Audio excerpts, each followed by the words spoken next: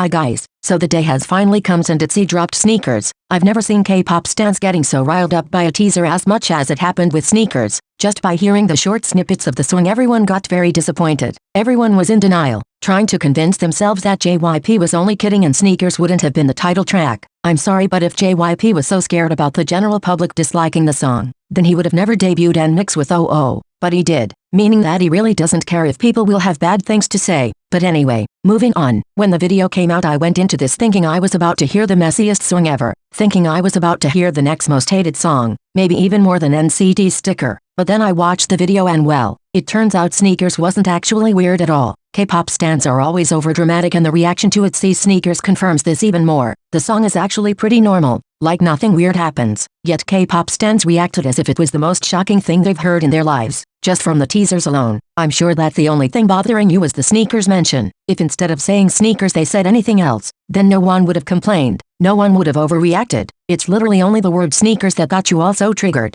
Like please, I get it. It's cringy, but it just seems very ridiculous that people started losing their minds over it. Sneakers sounds like any other K-pop song from any other girl group. I could see tons of girl groups coming out with something like this. Some groups that I can see coming out with a song like this could be Weekly, Stacy, Woo-wah, Kepler, even Luna. It literally sounds like any K-pop song out there. I can't say I liked the song, but I enjoyed it, especially the pre-chorus. It's a song I can bop to. Not my favorite from itzy. We've heard much better, but still, there is nothing to be triggered about. Just chill. I do agree that the concept really makes no sense. It just feels like putting together things that have nothing to do with each other. Like I'm sorry, what was that? We start off with this royal concept and suddenly Sneakers appear and then we transition into an office and then into another scenario. It was quite an ugly MV if you ask me. Those giant sneakers were so terrible to look at. But this whole comeback was definitely not as weird as you all made it out to be. I just find it so funny how everyone was like, itzy is going downhill, itzy is over, JYP doesn't care about them anymore, they're gonna fall off. And all of this just because of a teaser. I swear to God, K-pop stans are actually the most overdramatic people I've ever come across. Itzy is not going downhill, and even if they released the most controversial song ever, they would still have tons of people supporting them.